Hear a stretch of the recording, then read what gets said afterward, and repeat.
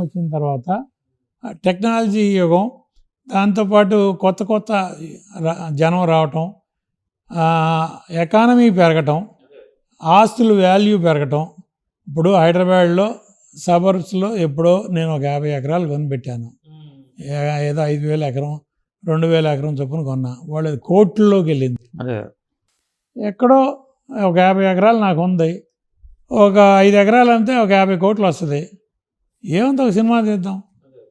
అట్లా అన్ని లాంగ్వేజ్లో ఉన్నారు. తెలుగులో ఉన్నారు, హైదరాబాద్లో ఆస్తులు అమ్మి సినిమాల్లోకి వచ్చిన వాళ్ళు ఉన్నారు, చెన్నైలో ఆస్తులు అమ్మి సినిమాల్లోకి వచ్చిన వాళ్ళు ఉన్నారు. కొత్త వాళ్ళు, రెగ్యులర్ ప్రొడ్యూసర్లు కాదు నేను చెప్పేది. వాళ్ళేంటి, వాళ్ళ పలానా పెద్ద హీరోతో సినిమా తీయాలి, వాళ్ళతో 25 కోట్లు పోయినా పర్లేదు, వాళ్ళతో వీడియోలు ఫోటోలు, పేపర్లో ఫోటోలు, టీవీలో పడితే చాలు, 25 లక్షలు పోతే పోయింది అనుకుంది, 25 కోట్లు పోతే పోయింది అనుకుంది, సినిమా తీసా. మేము అట్టా కాదే, మా బతుకు తెరువే ఇది, మా బ్రెడ్ అండ్ బటరే ఇది.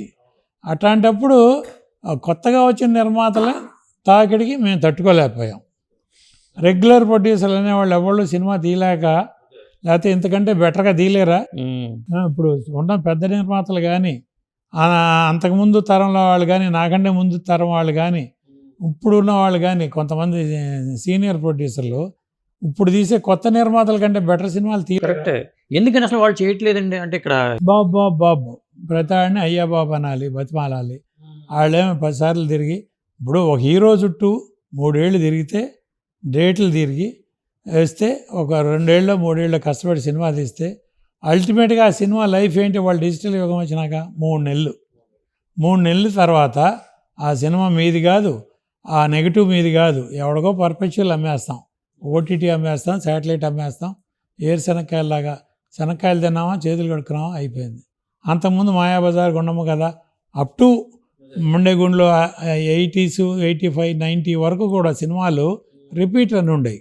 విజయవాడ దుర్గా కళామందిర్లో సంవత్సరానికి ఒకసారి మాయాబజారో, గుండమ్మ కథో, పాతాళ భైరవో అట్లాంటి సినిమాలు, సక్సెస్ఫుల్ సినిమాలు, ప్రేమాభిషేకం లేకపోతే అల్లూరి సీతారామరాజు, అట్లాంటి సినిమాలు రీఇష్యూ వస్తూ ఉండేవి. వాడు ఆ ఇన్కమ్ లేదు, నిర్మాత అనేవాడు సినిమా కనుక ఇప్పుడు సినిమా తీయకపోయినా పాత సినిమాలు పాత పద్ధతిలో ప్రింట్లో ఎక్కడో చోట ఆడి మనకు ₹1 వస్తుందనేది లేదు.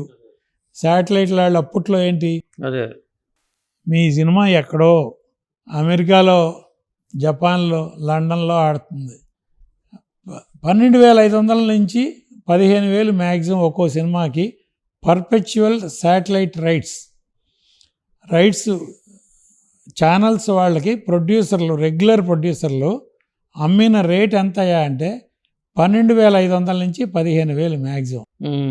పెద్ద బ్యానర్లు ఫలానాని కదా అడిగి 15, ఒక్కొక్క సంస్థలో 15 సినిమాలు 20 సినిమాలు ఉన్న నిర్మాతలు, ఆ డబ్బు వాళ్ళకి పెద్ద లెక్క కాదు. 12,500 ఏ మూలకి? ఏదో ఎక్కడో జపాన్లో ఆడుతుందంటే మన సినిమా జపాన్లో ఆడితే గొప్ప, అమెరికాలో ఆడితే గొప్ప అనుకుని ఆ రోజుల్లో శాటిలైట్ ఇచ్చాం. వాళ్ళ ఛానల్స్కి అదే పెద్ద ఎసెట్ అయి కూర్చుంది. పెద్ద కంటెంట్ బ్యాంక్ అంటే ఆ ఛానల్స్కి ఆ పాత నిర్మాతల కంటెంట్సేగా. వాడు మాయాబజార్ ఆ నిర్మాతల దగ్గర లేదు, ప్రేమాభిషేకం ఆ నిర్మాత దగ్గర లేదు, అన్ని సినిమాలు, నా సినిమాలు కూడా నా దగ్గర లేవు. అట్లా ప్రతి నిర్మాత శాటిలైట్ పర్పెచువల్, ఓటీటీ పర్పెచువల్ ఇచ్చిన తర్వాత వాళ్ళ ఒక హీరో చుట్టూ 3 ఏళ్ళు తిరిగి డేట్లు తెచ్చుకొని సినిమా ఒక 3 ఏళ్ళు తీసి సాధించింది ఏంటంటే ఆ నెగిటివ్ వాల్యూ 3 నెలలు. సరే ఏదో ఈ లైన్లో ఉన్నాం, ఈ ఫీల్డ్లో ఉన్నాం కాబట్టి కింద మీద పడతామని చేస్తున్నారు, చేసేవాళ్ళు చేస్తున్నారు, ఆస్తులు అమ్ముకునే వాళ్ళు అమ్ముకుంటున్నారు, ఆస్తులు అమ్మి వచ్చే కొత్త నిర్మాతలు వస్తున్నారు. కొత్త నిర్మాతలు రాబట్టే ఇండస్ట్రీ నిలబడుతుంది. పాత నిర్మాతలు ఎప్పుడైతే కనుమరుగయ్యారో, కొత్త నిర్మాతలు కొంతమంది ఆస్తులు అమ్ముకుని వచ్చారో, ఎట్లా వచ్చారో మనకు అనవసరం. కొత్త డబ్బు ఇండస్ట్రీలో రొటేట్ అవుతుంది, ఇండస్ట్రీ సర్వైవ్ అవుతుంది. ఇప్పుడు లేకపోతే 24,000 మంది టెక్నీషియన్స్ ఉన్న ఫీల్డ్ మంది, ఆర్టిస్టులు, టెక్నీషియన్స్ అంతా కలిపి మరి బతుకుతున్నాంగా, ఇట్టో ఫ్లాపో తీస్తున్నాంగా. అలా ఎలా జరుగుతుందంటే కొత్త వాళ్ళు వస్తున్నారు, 10 కోట్లు పోయినా పర్లేదండి. అట్లా వచ్చిన వాళ్ళు రెండో సినిమా ఎంతమంది ఇస్తున్నారు? ఒక సినిమా వస్తుంది 10 కోట్లు 5 కోట్లు పెట్టిన డబ్బు పోతుంది, పోతున్నారు ఇంటికి వెళ్ళిపో, వద్దులే మనకు కుదరదని. వాళ్ళ ఆనందం ఒక సినిమాతో అయిపోయింది. నాలాగా 35 సినిమాలు 36 సినిమాలు తీసిన వాళ్ళు ఎంతమంది? ఇప్పుడు హిట్లు పర్సంటేజ్ కూడా అప్పుడు ఎక్కువ కదండి. పర్సంటేజ్ ఎక్కువ, మినిమం గ్యారంటీ కూడా ఉండేది సార్. ఇప్పుడు డిస్ట్రిబ్యూటర్ ఆడేవాడు, థియేటర్లో పర్సంటేజ్ ఆడేవాళ్ళం, ఎంతో కొంత షేర్ వస్తూ ఉండదు. వాళ్ళ slab system, theatre rent system, ఆ రెండు పోయిన తర్వాతే డిస్ట్రిబ్యూటర్కి ఏమన్నా ఒక రూపాయి వస్తుంది. ఆ రూపాయలో మనకు ఒక ₹10 వస్తుంది. అట్లా ఆ రోజుల్లో విజయపాంరెడ్డి గారు చెప్పేవాళ్ళు, షూటింగ్ స్పాట్లో ఒక కాఫీ ఖర్చు పెట్టామంటే ఆ కాఫీ డబ్బు రికవర్ అవ్వాలంటే ఆ నిర్మాతకి 5 టికెట్లు అమ్ముడు కావాలి. లెక్కేసేవాళ్ళు. అది క్యాలిక్యులేషన్. అట్లా చేసి నిర్మాతలు అంత క్యాలిక్యులేట్గా ఉండేవాళ్ళు. ఖర్చు నిర్మాత జేబులోంచి తీసి ఖర్చు పెట్టేవాడు. ఇవాళ ఒక మేనేజర్కి డబ్బులు ఇచ్చి పంపిస్తారు. అయినా క్యాషియర్ అంటారుగా, నిర్మాతను క్యాషియర్. నిర్మాత అనేవాడు proposal maker are a cashier. Is not a film maker, proposal maker. ఎవరో మేనేజర్కి డబ్బులు ఇచ్చి పంపిస్తే ఆ సినిమా తీస్తారు. ఆ డైరెక్టర్ ఏదో కథ ఒక హీరోకి చెప్తాడు. హీరో ప్రొడ్యూసర్ని పికప్ చేసే రోజులు. ఆ రోజుల్లో ప్రొడ్యూసర్లు హీరోల దగ్గరికి వెళ్ళే పొజిషన్ కాదు. నేను బందిపోటు కథ నచ్చి సుమన్ దగ్గరికి వెళ్ళా. ఇప్పుడు సుమన్ దగ్గరికి ఎవరైనా డైరెక్టర్ కథ చెప్పాడు అనుకోండి, ఆ సుమన్ నా పేరు ప్రపోజ్ చేయాలి. చేస్తారో లేదో తెలియదు. అటువంటి పరిస్థితి అన్నమాట. ఇప్పుడు నిర్మాతల్ని పిక్ చేసే టైము ఇది. ఆ రోజుల్లో లాగా కథ ప్రకారం డైరెక్టర్ ప్రకారం హీరో, దాన్ని బట్టి మిగతా ఆర్టిస్టులు టెక్నీషియన్లు కాదు. రివర్స్ అయిందంతా. ఒక డైరెక్టర్ ఎవడో వెళ్తాడు, హీరోకి కథ నచ్చింది అనిపించే అతను బాధ్యత అయిపోయింది అనుకుంటాడు. ఏదో ఆ కథ నచ్చింది, అప్పుడు ఆ హీరో ఫోన్ చేస్తాడు, కాటకట్ ప్రసాద్ గారు నాకు ఆ కథ నచ్చింది, మీరు తీసుకోండి అని తీస్తాం. లాభం నష్టం ఇక ఇప్పుడు చెప్పే బడ్జెట్ ఒకటి, టేక్ ఆఫ్ బడ్జెట్ ఒకటి, ల్యాండింగ్ బడ్జెట్ ఒకటి, నష్టం భరించేది ప్రొడ్యూసరు. అప్పుడు దిగిన తర్వాత 100 కోట్లు ఖర్చు పెట్టిన తర్వాత సినిమా ఆపలేం. 200 అయినా చేస్తాం.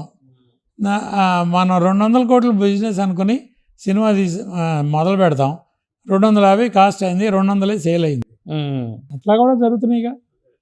ఇప్పుడు అందరూ కోట్లు సంపాదిస్తే ఇప్పుడు ఎందుకు? ఇప్పుడు నా ప్రపోజల్ కూడా ఏంటి, హీరో అనేవాళ్ళు నిర్మాతలు ఎట్టా ఉన్నారనే చూసుకోమని చెప్తా. మీరు ట్యాక్సులు కడుతున్నారు, నార్మల్ ట్యాక్సులు కడుతున్నారుగా. ఇప్పుడు ఆల్మోస్ట్ ఆల్ ఇప్పుడు సినిమా ఇండస్ట్రీలో బ్లాక్ మనీ అనేది లేదు, అంతా వైట్లోనే తీసుకుంటున్నారు, అంతా ట్రాన్స్పరెంట్. తీసుకునే డబ్బు ట్యాక్స్ కడుతున్నారు కదా. సపోజ్ ఆ సినిమాకి దెబ్బతిని ఒక నిర్మాత ఇబ్బందుల్లో ఉన్నాడంటే ఆ నిర్మాతను పిలిచి తక్కువ రెమ్యూనరేషన్కి మళ్ళీ డేట్లు ఇవ్వండి. అదే మొత్తం ఫ్రీగా చేయొద్దు, లేకపోతే దాన ధర్మాలు చేయొద్దు. మీరు ఆ నిర్మాతను పిలిచి నువ్వు ₹10 తీసుకున్నాడు, ₹5 తీసుకుని ఆయనకి మళ్ళీ డేట్లు ఇచ్చి నిలబెట్టు. కృష్ణ గారి కంటే మీరందరూ పెద్ద హీరోలేగా. మరి కృష్ణ గారికి ఉన్న మనసులో మీకు అంత పెద్ద మనసు లేదా?